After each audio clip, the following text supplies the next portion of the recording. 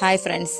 അപ്പോൾ എല്ലാവർക്കും അറിയാം, നാളെ നമ്മുടെ രാജ്യം 76ാമത് റിപ്പബ്ലിക് ഡേ ആചരിക്കാൻ പോവുകയാണ്. അപ്പോൾ ഇത് നമ്മുടെ 1947 ഓഗസ്റ്റ് 15 നമുക്ക് ഇന്ത്യ സ്വാതന്ത്ര്യമായെങ്കിലും 1950